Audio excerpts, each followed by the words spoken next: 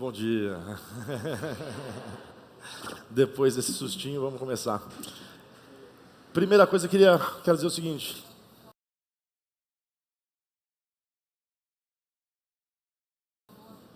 É incrível estar aqui, por várias coisas. Mas uma das coisas é porque eu estudei em escola pública, em particular também, e me formei lá na Bélgica, numa escola pública. Vejo hoje a cozinha, não quero fazer apologia a nada, mas quero provocar aqui uma reflexão. Meu braço direito, Giovanni Carneiro, que conforme eu escrevi no meu livro, 50% do que eu fiz da vida, não fui eu que fiz, foi ele que fez. Atrás de mim, na sombra, escondido. Talvez não tenha tido nem a chance de fazer uma escola pública. Por mérito próprio, se formou no segundo colégio, no segundo grau, hoje ingressa para uma universidade. Ou seja, a gente não precisa de chances enormes na vida. A gente precisa de qualquer chance e cuidar delas muito bem. Na cozinha, no dia a dia, nesses anos do Dom Restaurante, a gente recebeu todo tipo de gente. Lavador de louça e garotos que fizeram grandes escolas e passaram por grandes restaurantes estrelados. Na cozinha, no final, fica todo mundo igual. O mais rico, o mais pobre, o mais sabido, o menos sabido. Eu vou usar essa palavra sabido para parecer menos burro.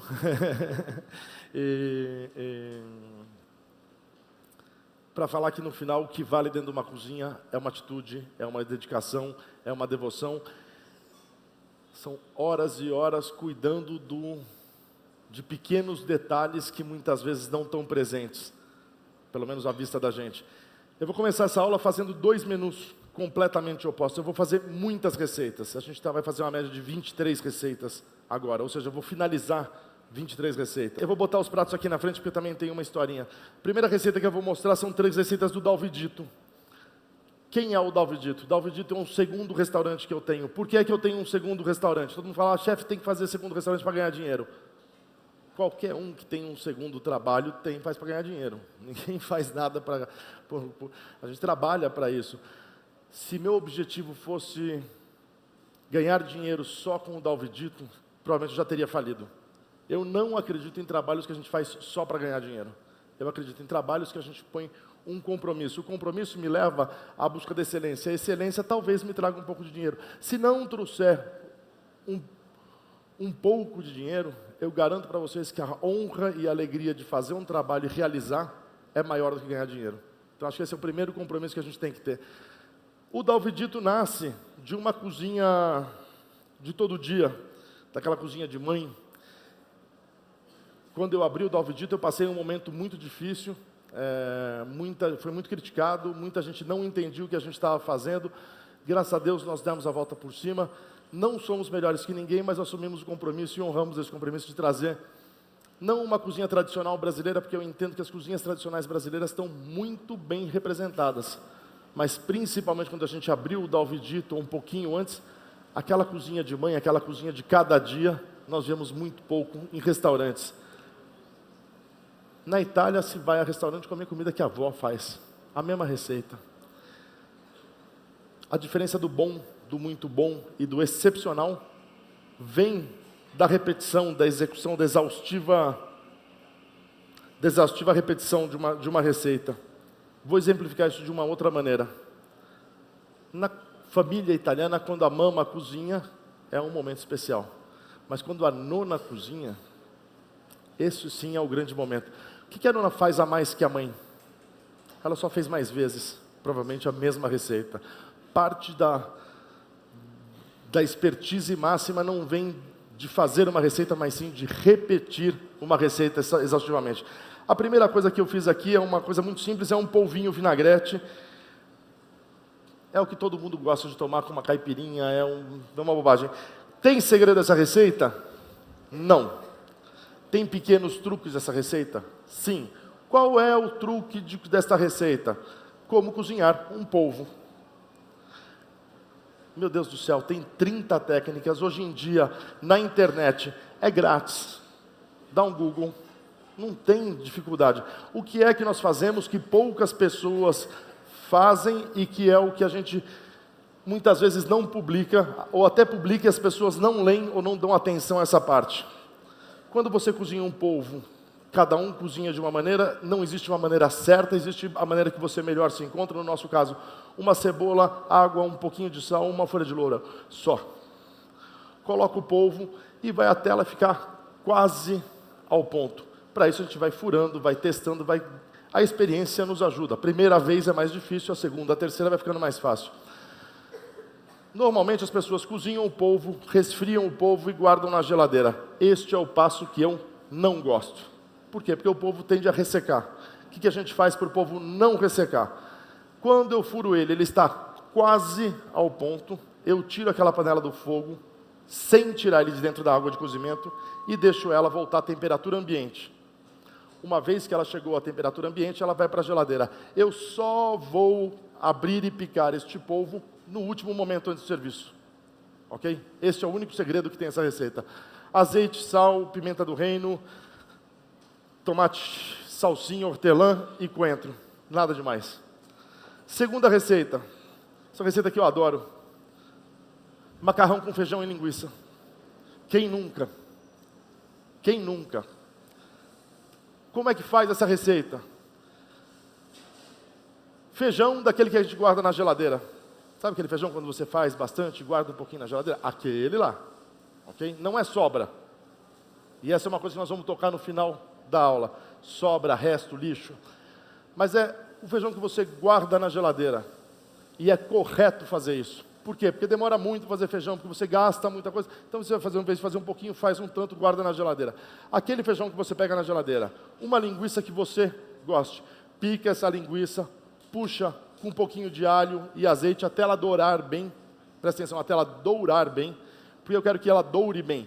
Pela reação Maillard, que é o lado científico, mas porque aquele douradinho também vai ficar impregnado na frigideira. A hora que eu somar um feijão um pouquinho moído e um pouco de molho de tomate, aquele sabor do tostado vai passar.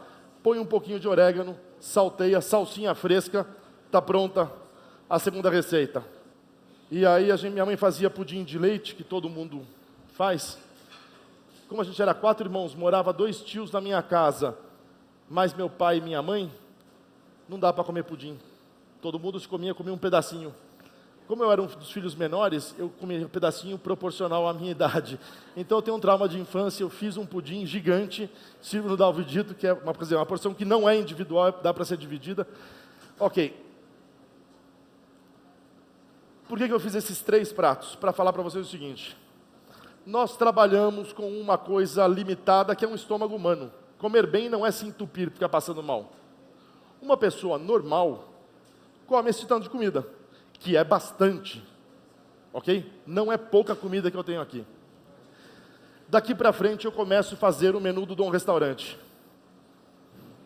Por que é que eu resolvi fazer 3 pratos normais, generosos, para depois mostrar do Dom Restaurante? Porque toda vez que eu posto um prato na internet, tem alguém que fala, ai, que pequenininho, ai, não está apoderante mesmo. Vou dizer algumas coisas para vocês. A primeira, toda vez que vocês escutarem alguém falar, eu fui no Dom Restaurante e paguei caro, presta atenção, é verdade. Ok? Tá claro? Eu não estou falando que meu restaurante é barato, meu restaurante é caro. Tá bom? Toda vez que alguém chegar para vocês e falar assim, eu fui lá e comi pouquinho e passei passando fome, é mentira. Simples assim. É mentira. E para ninguém ter dúvida, é mentira. Por que é que eu estou falando para vocês que é mentira? Porque eu vou provar por A mais B. Agora nós vamos fazer 20 pratos, e vou colocar aqui na frente. E se a gente botar em gramas, os 20 pratos pesam mais do que isso daqui. Sem contar mais algumas coisas. Qualquer endocrinologista, um médico que vai te fazer regime, a primeira coisa que ele vai fazer para você é pedir para você comer devagar. Por quê? Porque em 20 minutos comendo, seu cérebro já começa a mandar mensagem para o seu estômago de satisfação. Quando você fica 2h30 comendo, que é o tempo que eu demoro para servir um menu, essa mensagem chega, hein? Dá tempo, não, pode ser, seu metabolismo pode ser lerdo o quanto quiser que a mensagem chega. A segunda coisa, nós vamos comer mais coisas e mais sabores. Isso também vão dar outras mensagens de saciedade. A gente tem uma das coisas que a gente gosta muito, ou que eu gosto muito, brasileira, é uma pimenta de cheiro. Essa pimentinha aqui, que não pica. Ela chama de cheiro porque ela é aromática. O nosso boas-vindas no Dom começa com o primeiro serviço, que é um drink feito de pimenta de cheiro, com saquê, cachaça e champanhe, servido dentro de uma pimenta de cheiro. Então, a primeira coisa que a gente pede é que as pessoas bebam o drink que está aqui dentro. Vou deixar aqui. Aqui começa o menu Dom. A gente faz um sorvete de pimenta de cheiro, com um pouquinho de sal, jambu, aroeira, e serve. Essa é a primeira boas-vindas. Vamos servir um... Palmito está fácil? Palmito veio ou não? Tá bom. Ok, eu vou servindo várias coisas. A primeira parte do menu são snacks, são coisas, são brincadeiras. Deixa eu explicar isso melhor. Se eu for a um restaurante italiano e pedir um espaguete, e me servirem um espaguete desse tamanho, eu vou ficar puto. Eu só vou ficar mais puto se eu for num sushi bar e me servirem um sushi desse tamanho. Comida tem proporção. Vamos entender essa proporção. Alguém já comeu um prato que você começa a comer, está delicioso, e do meio para o final é enjoativo? Alguém já comeu uma bolachinha que você come e fica querendo mais? O que mudou nessa história? O que fez um prato, ou então um prato que começa razoável e do meio para o final cresce, que dá vontade de já pedir o segundo? A potência e o desenvolvimento do sabor. Quando a gente faz um menu de 3 passos como esse daqui, eu preciso que os sabores evoluam. Se eu fizer esse macarrão muito forte, as pessoas vão começar a comer e vão enjoar no meio. Ela tem que ser um sabor que seja agradável e que a quantidade versus sabor vai. Quando eu faço isso aqui, uma colheradinha de sorvete e um drinkzinho, eu preciso mandar um recado com 2 palavras. Tem que ser forte. Forte não é potente. Forte é impactante. Então a gente começa assim. Segundo e terceiro prato, esses 2 aqui. Vai tudo na mão junto. Isso daqui é um pedaço de caju recheado de lula e uma melancia marinada num vinagre de capim santo, um gazpacho de pepino. Normalmente eu uso códium, hoje eu estou usando salicórnia. Para quem não conhece códium e salicórnia, códium é uma alga e salicórnia é uma erva marinha. As duas são bastante salgadas, tem essa nota marinha muito presente. Mini pepino, baru e um óleo de carvão. O óleo de carvão está fácil? Vamos falar especificamente dessas 2 receitas, o que a gente fez. Primeiro, o caju. Eu corto lâminas do caju e faço uma marinada com limão, cebola roxa, pimenta e deixo ela marinando ali dentro. Pego lula, dou uma leve branqueada, só dou um sustinho dela na água, corto fininho, recheio, corto e coloco um pouquinho de coentro para servir. E sirvo desse jeito. A ideia é pegar na mão, desse tamanho aqui assim, e colocar na boca. Para melancia, que tem só notas frescas, eu vou buscar uma nota que surpreenda. Nesse caso, a gente resolveu fazer um óleo de carvão. Como é que faz óleo de carvão? Óleo ou azeite, brasa viva, vermelha, intensa, jogo dentro, deixo uns 30 segundos, vai ficar saindo fumaça. Aquela fumaça, o óleo vai absorver. Para quem quiser, o que eu faço? Eu pego depois um pedaço da brasa e bato no liquidificador com o óleo de carvão, e tenho o óleo negro, ponho algumas gotinhas só para brincar com essa nota, com a surpresa de você comer uma coisa gelada e reconhecer uma nota quente na boca. É um sabor que normalmente está associado com calor, não com frio. Então é uma surpresinha que a gente faz. Uma das coisas mais importantes para um cozinheiro não é fazer o que ninguém faz, é fazer o que todo mundo faz de um jeito que talvez poucas pessoas esperem. E para isso, o domínio da cozinha clássica, dos fundamentos da cozinha, é o que manda, é o salvo-conduto desse cozinheiro. Um sushi man é honorado no Japão, porque ele faz sushi para quem comeu sushi a vida inteira. O reconhecimento da habilidade daquele cara vem dos clientes. E que isso faz ele um mestre. Na França, um chefe faz comida francesa para franceses. E assim, por isso, vira mestre. Por que eu estou falando isso? Porque muitas vezes essa brincadeira pode trazer surpresas. Eu peguei uma salada clássica, que é uma salada de agrião, mostarda e mel. E queria fazer de uma forma que ninguém esperasse. Resolvi então fazer desse jeito aqui. É só isso um prato do Dom. É pequenininho, né? E é caro, né? Tá bom? Só que não é só isso que eu vou servir, pelo amor de Deus. Então a gente pega o agrião, só o talo do agrião, as folhas a gente usa para outra receita, pincela, a gente faz uma gelatina de mel e mostarda, pincela, usa um equipamento que só chefe profissional tem, e que são muito importantes na cozinha, não tem em casa, não dá para ter em casa. Esse equipamento requer cuidados muito especiais. Esse equipamento chama estagiário. A gente pega estagiário, põe com a pinçazinha, colando bolinha por bolinha, florzinha por florzinha. Eles sofrem, mas quem nunca fez isso na vida não...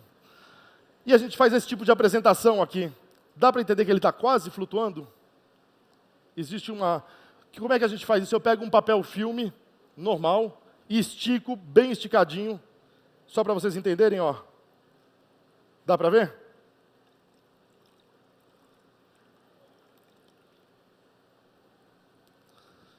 Levamos para a mesa um pouquinho dessa surpresa, desse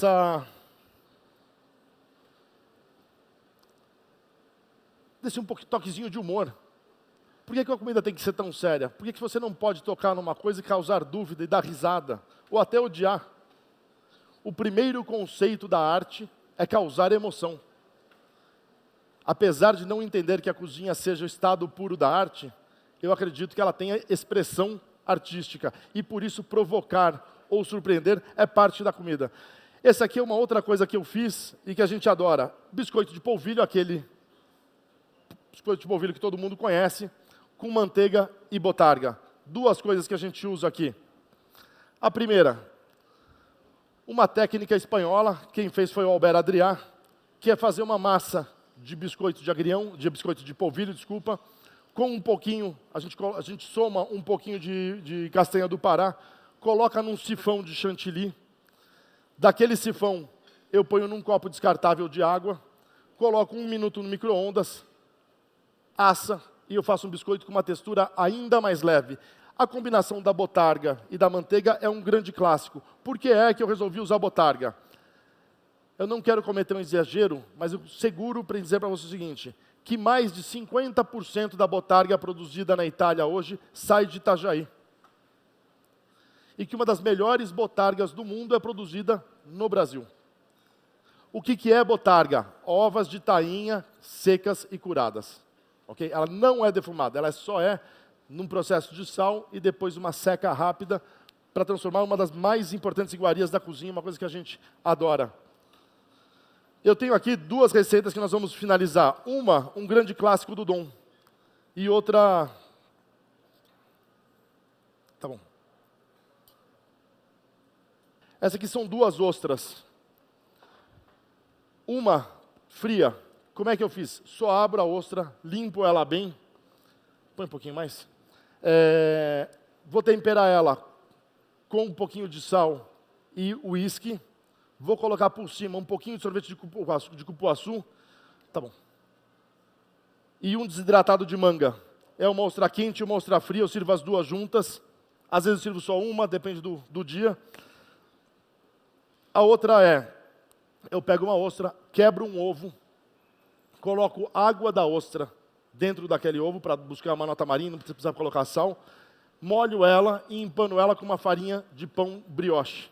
Okay? Pego um pão, uma brioche, tiro a casca, congelo, ralo e empano e passo numa frigideira dos 2 lados.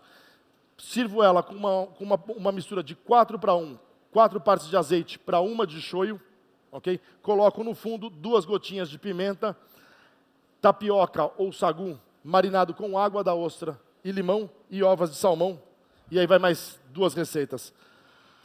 Tudo que eu fiz aqui foram brincadeiras. Foi para você chegar e tudo chegar muito rápido na sua mesa e você ir se divertindo com o ato de comer. Agora nós vamos começar a cozinhar mais. A primeira coisa que eu vou usar é uma panela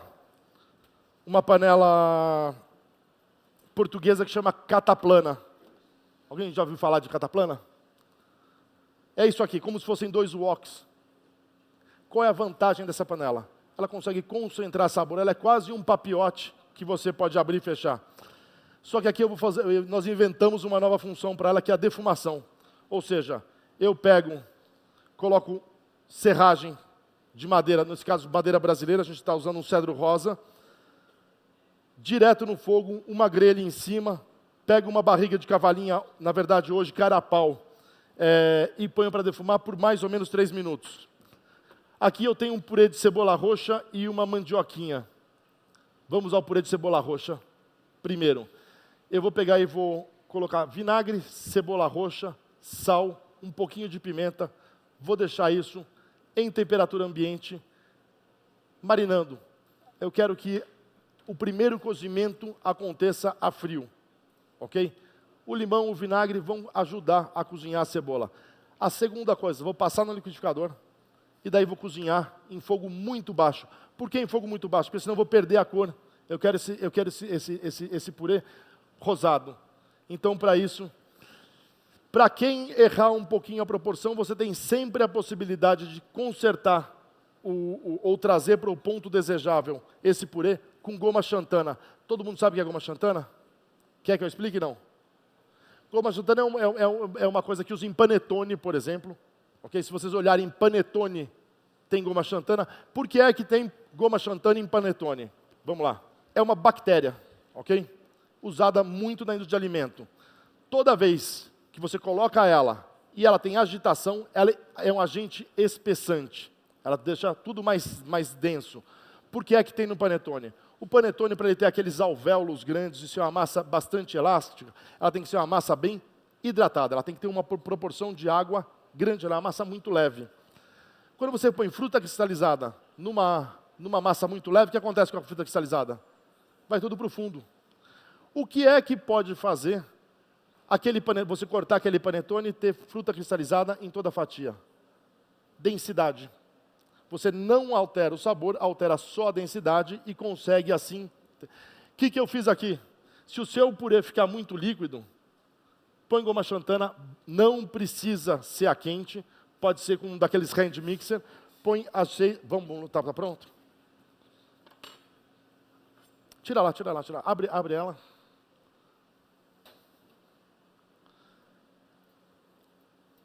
O que nós conseguimos com esse prato são algumas coisas. A primeira, sabor. A segunda, vamos começar com o camarão, já deixar. A segunda, uma textura incrível. Esses peixes, carapau e cavalinha, são peixes típicos de inverno, ok? Por que de inverno? A tainha também. São peixes de água fria. O que muda no peixe água fria? Peixe não tem casaco, não é?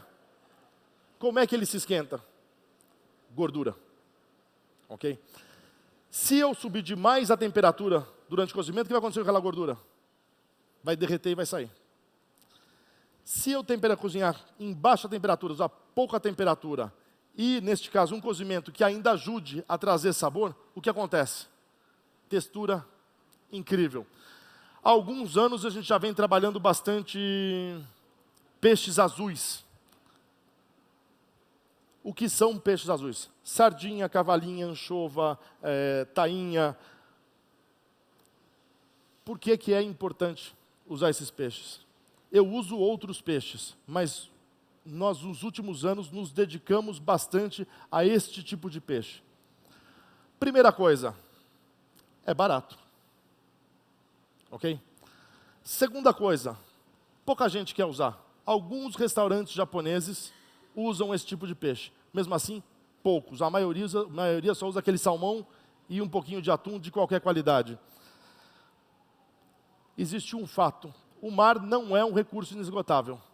A sobrepesca, para quem frequenta a pesca ou vai em mercado regularmente, sabe que o peixe diminuiu. E esses peixes são mais sustentáveis que os outros. Por quê?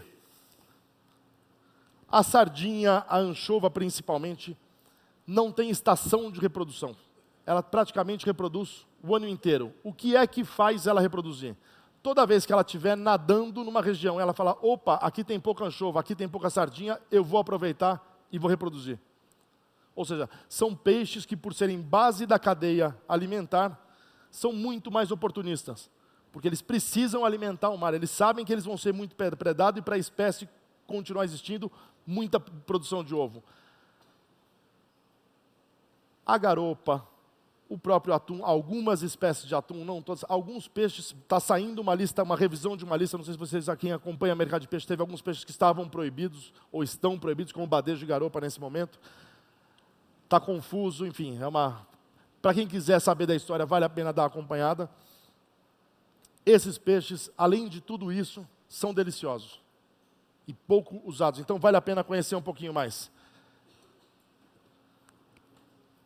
Eu falei de clássicos, e clássicos muitas vezes são receitas europeias ou brasileiras antigas que você aprende a fazer, mas com os anos, com 16 anos de dom, quase 20 aqui no Brasil, mais de 20 aqui no Brasil,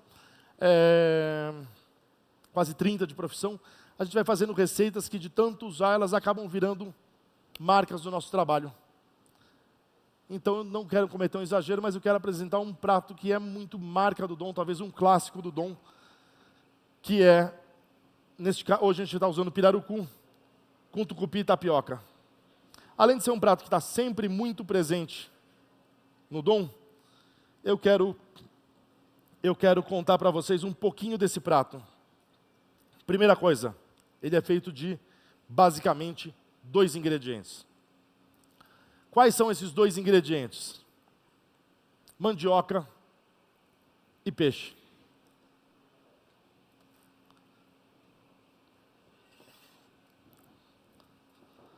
A gente apresenta o prato desse jeito aqui, e na frente do cliente a gente faz um segundo serviço, que é colocar o tucupi.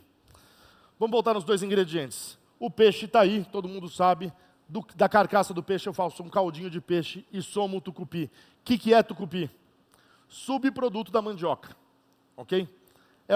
Para fazer o processo da mandioca, você descasca a mandioca, rala a mandioca, prensa a mandioca. A polpa pode virar farinha, você pode somar depois polpa fermentada ou não, conforme a região do Brasil, mas a polpa vira farinha. Daquele suco que saiu, o amido vai para baixo, é o que a gente chama de tapioca, ou goma de tapioca. É importante lembrar o seguinte, o mundo inteiro, imagina que tapioca é uma coisa chinesa. O Brasil precisa se apropriar. A língua tupi diz que, a língua tronco, a língua mãe tupi, de todas as línguas brasileiras, diz, se vocês derem um Google, um Wikipédia, na palavra tapioca, vocês vão ler isso. Tapioca quer dizer amido de mandioca em tupi. O mundo desconhece isso. Tapioca, no nosso caso, são as bolinhas de sagu. Por que chama bolinha de sagu e o que é tapioca? Essas bolinhas eram feitas antigamente de uma árvore chamada sagueiro, muito presente na parte sudeste, sul do Brasil. Por o comércio dessa iguaria, quase acabou. Deste jeito, começaram a substituir por tapioca. A tapioca, por que o mundo acha que é chinesa? Provavelmente na época das navegações, as bolinhas de tapioca foram parar na China, e a China usa muito mais que a gente. O mundo conheceu a tapioca através da China, e por isso acredita ser chinesa. Deu para entender isso? O peixe está com uma crosta de farinha de mandioca, as bolinhas de tapioca, o caldo de tucupi. Se eu falar para vocês, tomate, mussarela, manjericão, a gente pensa na Itália. Se eu falar shoyu, gengibre, algas, a gente pensa no Japão. Se eu falar leite de coco, dendê, coentro, é possível viajar com uma trilha de sabor. Isso aqui é a Amazônia. Vamos para mais uma receita? Eu ultimamente tenho feito pratos e muito preocupado em aproveitar 100% do peixe, a gente faz muitas vezes um segundo serviço. Este prato e o próximo tem um que a gente chama segundo serviço. Esse daqui é um resto do pirarucu com banana, limão e aviú. Aviú é uma larvinha de camarão, é um mini camarão que dá no Belém do Pará, naquela região do Amapá. Isso aqui é um torresmo. Agora tá. É um torresmo de pirarucu. Tem um torresminho já frito aí? Só pontinho, só um pedacinho. O que eu fiz aqui? A gente limpa o peixe, normalmente joga fora o peixe. Nós começamos a usar as peles para fazer peixe, para fazer caldo, porque a pele tem mais gelatina e dá uma densidade melhor no caldo. Mas aí ainda olhava e jogava fora. Nós resolvemos então secar as peles do peixe, cozinhar com mais cuidado, secar a pele do peixe, desidratar e depois fritar e conseguir como se fosse um bacon de peixe. Aqui está fritinha, acho que dá para escutar? Fica super crocantezinho. Vou deixar aqui do lado, só para todo mundo poder ver.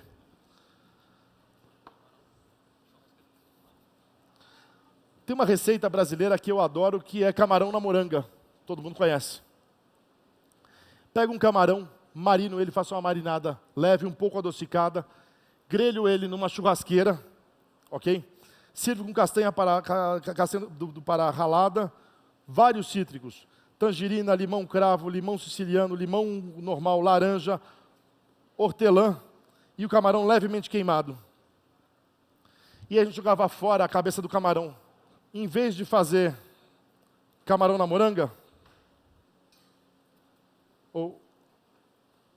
a gente fez a moranga no camarão.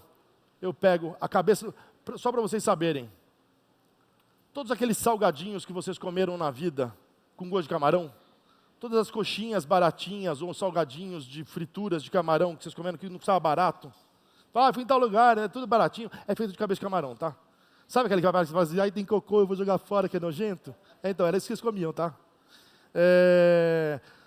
Em alguns países, por exemplo, na Espanha, se você pegar um camarão e não comer a cabeça, pode até ser considerado uma ofensa. A parte mais saborosa do camarão. Grandes clássicos da cozinha, por exemplo, um molho que chama bisque. É feito da cabeça e das cascas do camarão. Grandes receitas de Escoffier, por exemplo, que usavam as lagostas, os caldos de lagosta, o coral da lagosta. O coral da lagosta não está na cauda da lagosta, está na cabecinha dela. Então a gente usa o segundo serviço. A gente normalmente põe um garfinho, uma colherinha, para a pessoa pegar com a mão e ir comendo esta cabeça de camarão que a gente refogou, depois engrossa com o catupiry e a abóbora. Este aqui, alguém já viu isso aqui? Alguém sabe o que é isso aqui? Isso aqui é uma língua de boi, ok? Isso é a língua de boi que eu desobedeço às leis sanitárias brasileiras e seco, ok? Eu vou curar ela. Uma vez curada, eu vou pegar e vou tirar toda essa parte de fora e vou usar só o centrinho dela. O centro dela eu vou pegar uma frigideira, vou passar um pouquinho de manteiga, vou dar uma rápida selada nela. Depois disso, ainda pingando, vou direto para a brasa viva e deixo pingar umas gotinhas de manteiga, só para que o aroma da fumaça suba. E vou servir quase que um sashimi feito de língua de boi curada, com quiabo e uma maionese de cebola. Maionese de cebola, vamos lá. Todo mundo sabe o que é confitar cebola? Você pega a cebola, pica, coloca num óleo. Dá para fazer só no azeite? Dá. O que vai acontecer se você for fazer uma maionese 100% azeite? Alguém sabe? Amarga. Então, para quem quiser fazer a cebola confitada no azeite, problema nenhum, desde que na hora de montar a maionese, use outro óleo. Ok? Use um óleo de girassol, um óleo de milho, um óleo mais neutro para conseguir fazer. O quiabo, frigideira, quase nada de frigideira antiaderente, quase nada de óleo, ó, calma. Quem cozinha é o fogo, não é sua mão. Deixa o fogo fazer o trabalho dele. Isso vai fazer com que o quiabo se mantenha úmido, mas não fique babando. Ok? Eu não quero um quiabo seco na boca, eu quero um quiabo que tenha umidade, que vai morder e os grãozinhos vão estralar na minha boca. Quero ele colorido, dourado, mas não quero ele esturricado, neste caso. Outro clássico do Dom. Fettuccine de palmito com molho de cogumelos. Pó de pipoca. Não veio uma peneirinha? Deixa.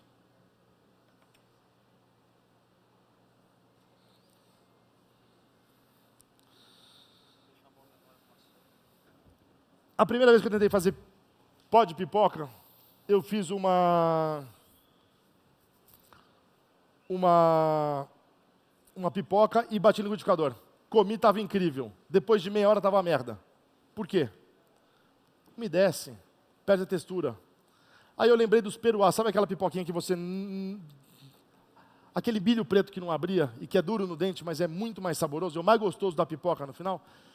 Eu pensei, se tem milho que faz pipoca, se tem popcorn, se tem milho que faz pop, por que o outro milho não faz pop? Se aquele milho mais saboroso era aquele milho que não estourava, o que acontece se eu tostar o milho que não faz pipoca? Fui, fiz, não deu certo. Ficou muito duro. Parei, pensei, busquei e comecei a pegar quirera. Sabe o que é quirera? Aquela de dar passarinho. É um milho quebrado. E fiz pipoca daquilo. Ainda era duro, mas se eu batesse no liquidificador, eu tinha um pó de pipoca, então foi assim que a gente começou a fazer. O fettuccine de palmito é um clássico no Dom. É um dos pratos mais, talvez, relevantes ou mais marcantes que a gente fez nos últimos anos. Vou fazer uma receita aqui, que eu gosto de chamar ela de Maria Isabel.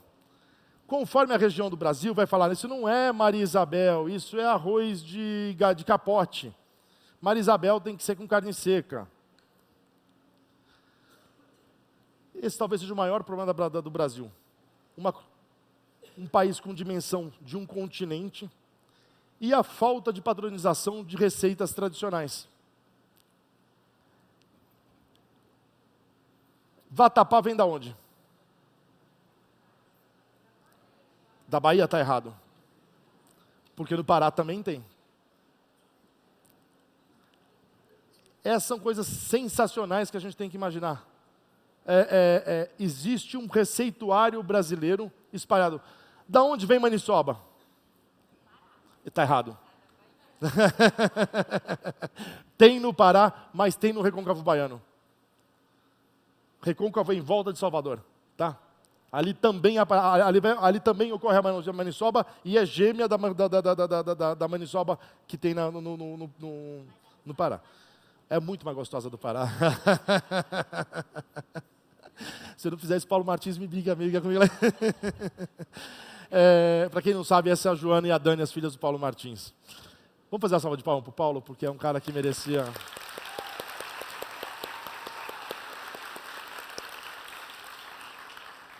Nesses anos, fazendo menus, eu resolvi tomar o caminho, o maior risco que eu tomei na minha vida. Existe uma discussão à toa, sem fundamento, que é o que é melhor, cozinha clássica, cozinha criativa, cozinha clássica. E aí o povo vai e fica, eu gosto de clássico, bobagem. Qual é a coisa mais legal que tem na música? Diversidade. Tem hora para escutar rock and roll, tem hora para escutar música de amor. Não é incrível que a cozinha nos proporcione isso? Pensando um pouquinho nisso, eu resolvi fazer um menu que tomasse o maior risco possível. Com riscos que eu nunca tinha tomado antes na minha vida. Que é fazer pratos efêmeros. Coisas que não... Você não pode... Ninguém aqui vai falar isso aqui é um prato, Alex. Mas ninguém vai dizer que isso aqui é uma refeição. Calma, eu não terminei. Eu resolvi então tomar o máximo de risco e fazer coisas modernosas, como por exemplo, um prato que flutua, coisas que você põe na boca e desfacelam, mini canapés gelados. Fui lá no extremo deste passo para o menu. Vamos olhar uma coisa aqui. Olha como são modernas as louças. Olha como você começa comendo com a mão e depois eu vou botar talheres de design moderno. Agora aqui apareceu um pratinho cafona, né? E eu vou servir ele com um talher de prata. Daqui para frente, o menu vai ficar profundamente clássico. Essa daqui é uma provocação que a gente resolveu fazer e assumir o risco de mais uma vez na vida ser criticado. A próxima receita é de um clássico brasileiro, que é a Maria Isabel. Grosseiramente falando, arroz Maria Isabel é um arroz composto. Em algumas regiões, por exemplo, Mato Grosso, algumas partes do Nordeste, é realmente feito com carne de seca ou carne de sol. Em alguns outros lugares, pode levar frango ou outras carnes de ave. Neste caso, eu usei galinha de Angola, capote, guiné, chama do que quiser. Na França ela é pintada, Portugal também. Como é que eu fiz esse arroz? A primeira coisa, eu peguei as carcaças. Vai montando para mim, por favor. Eu peguei as carcaças da galinha e fiz um bom caldo. Mas eu não quero um caldo forte. Se eu fizer um caldo muito forte, a hora que eu cozinho o arroz, ele vai ser enjoativo. Vou puxar um pouquinho de cebola, vou colocar o arroz, o caldo, vou, no tempo de cozimento, somar vários cubinhos de ingredientes diferentes. Mandioca, queijo de coalho, abóbora, todos esses, maxixe, cubinhos de outros ingredientes. Só que esses cubinhos eu vou querer eles duros, acordando o paladar. Se eles são pequenos, eu quero que ele tenha uma mordida a mais. Volto a falar, cada um no seu tempo. Se eu botar a mandioca por último e a abóbora primeiro, a abóbora vai virar um purê e a mandioca vai estar dura demais. Cada um no seu tempo eu vou refogar. Normalmente a gente pega esse arroz e joga num forno, dá uma leve sapecadinha nele, uma sobrecoxa de galinha de Angola assada, confitada e assada, pimenta de cheiro e azeite de pimenta de cheiro. Vamos para o último prato. Salgado. Uma das primeiras vezes que eu fui comer em 2 restaurantes diferentes, chefes diferentes. Uma vez, a primeira vez que eu fui no Canfabs, o restaurante do Santo Santa Maria. E uns anos antes, eu fui comer no restaurante do Alain Ducasse, no Louis XV, em Mônaco. Eles me vêm com um jarret de vitela, a batata da perna, o estinco lindo, glaciado. Eu não sabia fazer aquilo. Eu olhei e falei, meu Deus do céu, eu preciso aprender. Fui mexer, acabei aprendendo a fazer. E fui descobrir que ali era 100% da minha ignorância, não tinha nada de novidade. Se tratava de um grande clássico. Que, na verdade, na Itália, se o corte fosse um pouquinho diferente, chamava ossobuco. A preparação também era um pouquinho diferente, mas o corte era o mesmo. Fui me apaixonando, fui me provocando a fazer isso aqui. Põe, já serve aqui. Fui me provocando a fazer isso aqui melhor. Nessa busca por fazer melhor, dá 2 colheres para mim. Eu acho que eu acabei aprendendo a fazer quase que nem eles. Uma boa glace, absurdamente macio, soltando do osso, saboroso, úmido. E lembrei também de uma coisa que eu adoro, que é um bom serviço de sala.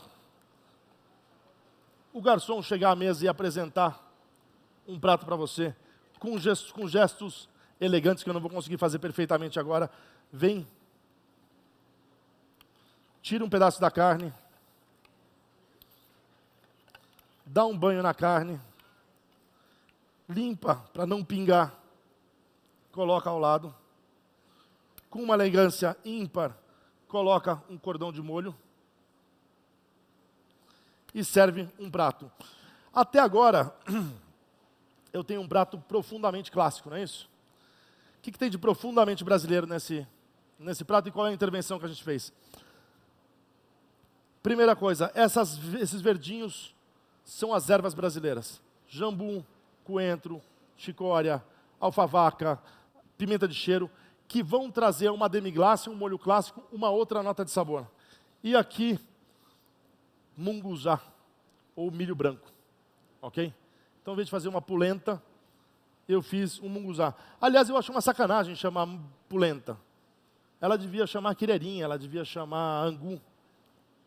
Por que é que no Brasil a gente vai servir polenta? Adoro a cozinha italiana, sou um fã, amo, mas até 1500 não tinha milho lá na Itália. Polenta não existia na dieta italiana.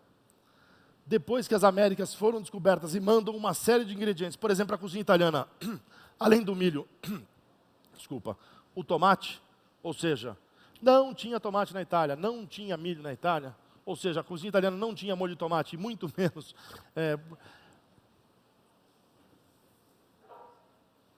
É um exagero do brasileiro chamar angu de polenta, ou exagero de um chefe se recusar a fazer polenta e servir angu? Estou falando a mesma coisa. Eu acho que é só uma questão de ótica. O Brasil carece de orgulho da cozinha brasileira, de melhor conhecimento ou reconhecimento do seu patrimônio cultural. Vamos continuar. Eu sirvo aqui um clássico, mais um clássico do Dom, em duas versões. A primeira, uma formiga com abacaxi, e outra, um suspiro de coco com iogurte e formiga. Todo mundo conhece a história da formiga, eu não vou contar, mas vou contar algumas coisas. Comer formiga é nojento, ok? Todo mundo que fez cara feia aí, eu vou dizer a vocês, eu concordo com vocês. A primeira vez que eu tive que comer formiga, eu também achei nojento. Eu só uso formiga porque essa formiga é deliciosa. Mas vamos pensar, eu quero pensar um pouquinho uma coisa. Gastronomia é a arte de fazer essas coisas deliciosas, maravilhosas. Ai, caras, não é isso? Alta gastronomia é caro? O que é alta gastronomia? Por que é que tem concurso de pastel? Por que na Feira Livre tem 4, 5 barracas de pastel e uma está mais cheia? Isto é alta gastronomia. O cara que levanta de manhã cedo, e não importa se ele faz pastel, peixe frito, sanduíche de pernil, mas faz melhor que os outros, este é o primeiro fundamento da alta gastronomia. Na alta gastronomia, nós não comemos coisas nojentas, por exemplo, insetos. Não é isso? Alguém levanta de manhã e come barata? É nojento, não é? Alguém come vômito? Alguém come merda? Isso é nojento, não é? Queria fazer uma pergunta agora. O que é mel? O que é mel? Vômito de abelha, obrigado. Vocês são nojentos pra cacete. Só queria falar isso. É assim a vida. Um ingrediente só vai te parecer nojento se ele não for introduzido depois da sua formação cultural. Vou explicar isso melhor. Eu tenho 3 filhos. O meu mais velho, que tem 21 anos hoje, adorava McDonald's. Os meus pequenos não gostam mais de McDonald's, gostam de sushi. Quando eu era criança, comer sushi era nojento. Peixe cru causava repulso. Introduzir às crianças uma boa alimentação e novas possibilidades é formar um cidadão melhor. Eu vou falar isso daqui a pouquinho, mas eu quero terminar primeiro. Quem conhece a fruta? Fruta rara, hein? Manga. Sim, manga. O que eu fiz com ela? Taquei na churrasqueira. Ok? O que eu consegui com isso? Vou deixar aberto aqui para vocês verem. Um aroma de queimado na manga e uma concentração dos doces, dos açúcares dela, incrível. Aí eu peguei... vou montando. Vou pegar um prato e vou colocar um pouco de manga no centro do prato. Vou pegar um zabaione clássico, só que eu vou fazer uma intervenção. Vou servir ele frio e, em vez de usar os sabores clássicos, o zabaione, para quem não sabe, são as gemas de ovo batida. E vou colocar cumaru. Cumaru, a fava tonka, é mais um dos aromáticos da Amazônia, ou da América Latina. E vou colocar um pouquinho de raspa de chocolate do lado. Um pouquinho, tá bom, tá bom, tá bom, tá bom. Manjericão e cerefole, nós vamos colocar algumas folhinhas aqui. Aqui eu fiquei mais moderno de novo, tá? Até aqui eu vim muito clássico, daqui eu vou ficar moderno de novo. Vou servir com os talheres modernos e vou brincar um pouquinho com essa sabores inesperados numa sobremesa. Uma massa sablé com um crocante de puxuri, com creme de puxuri, desculpa, morango. Vou botar um pouquinho de uma pastinha, só para não escorregar, um sorvete de queijo de Serra da Canastra. Não ficou perfeito, mas é o que temos para hoje.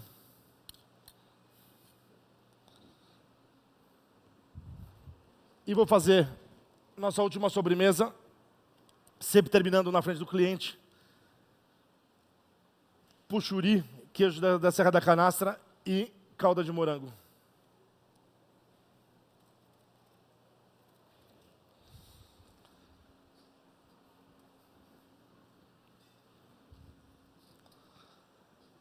Falta um prato aqui, que chama aligot. Aligot não é uma receita brasileira. Aligot é uma receita francesa. Aligot não fui eu que inventei. Eu copiei. Mas eu sempre contei de onde veio. E principalmente quem me inspirou a fazer, que chama Michel Bras. Hoje ela é um dos pratos que melhor cristaliza o que é o conjunto de um restaurante, que é serviço e comida. Mais tarde, acho que é ao meio-dia, parte da minha equipe, André Madureira, meu primeiro maître, Marquinhos, que é o homem do aligot, e o Giovanni, que é o dom. Vou repetir para ninguém entender. O Giovanni, que é o dom, é o cara que está todo dia lá dentro. Em 16 anos do dom, nós fizemos essa conta essa semana. O cara que mais ficou horas dentro da cozinha e dentro do restaurante chama Giovanni Carneiro. Vai estar aqui com vocês, eles vão contar um pouquinho. Dá para dar uma... Olha que pouquinho que a gente come no Dalvidito. Ficou pouquinha comida agora, não ficou? Parecia bastante. Quero contar uma história para vocês. Numa noite normal no Dom, eu vou servir aqui mais ou menos 20 pratos. Se eu atender 50 pessoas, que para a gente não é um número, é um número que a gente serve quase todo dia, vezes 20, quantos dão? 1000, é isso? 50 vezes 20 é 1000. Caralho, sai 1000 pratos de uma cozinha. Tem que trocar 1000 vezes o talher. E não é um talher, é um garfo, uma faca, de acordo com o tamanho. Se aqui eu começo comendo com a mão, se aqui eu tenho pratos de design, e talheres de design, aqui eu tenho talheres clássicos, volto para o moderno, volto para o clássico. Faz ideia de quanto complexo é para uma cozinha e para um salão servir isso daqui em tempo, tudo igual, quente ou frio na temperatura correta, com os vinhos certos, com a bebida certa. Desculpa, meu restaurante é caro e merece ser caro. Obrigado. Um restaurante só é completo o dia que a equipe vive sem o chefe e o chefe não vive sem a equipe dele. Eu queria apresentar para vocês Rubens. Rubens trabalhou anos com o Arzac, a gente tem uma história...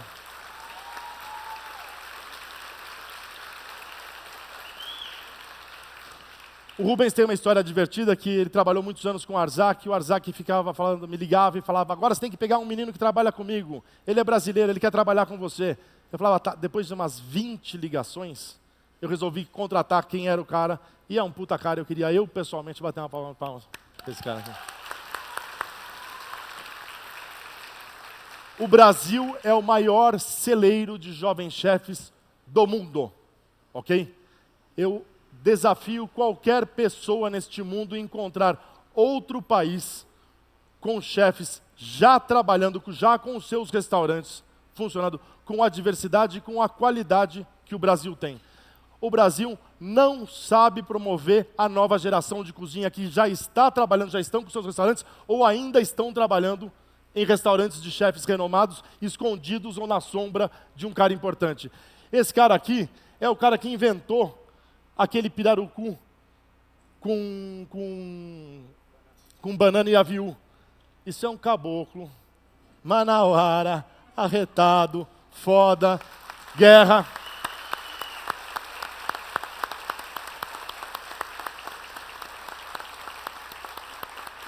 Essa aqui é Caiçara, de Ubatuba, do Plumirim. Começou a trabalhar comigo, não tinha feito faculdade. Como muitos brasileiros, ela foi morar fora e foi parar numa cozinha. Mais legal que isso é que a mãe dela e o irmão dela tem, para quem puder um dia no Plumirim e conhecer o quiosque do Jundu, que é do irmão dela, vale a pena conhecer, a comida é incrível.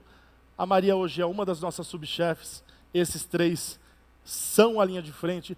Tem um cara que vai estar aqui mais tarde, que nós 4 nos botamos de joelho com ele, que é o Giovanni, e a gente está muito feliz de dizer que talvez o melhor momento do Dom já tenha passado. Porque o melhor momento do Brasil ainda vai vir, que são com novos chefes, com esses caras, essa turma que está aí brilhando. Está chegando a hora dos velhos tomarem assento e dar luz para os novos. Obrigado.